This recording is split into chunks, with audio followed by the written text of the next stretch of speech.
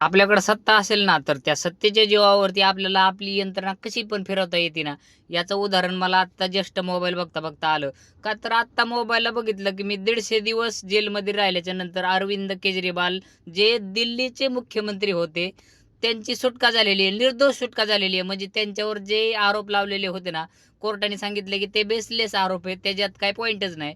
आणि 150 दिवस जेलमध्ये राहिल्यानंतर ते मुख्यमंत्री पदावर असताना त्यांना जर फसवण्यात आलं, तर सर्वसामान्य माणसाला फसवायला तर काही टाईमच लागणार नाही.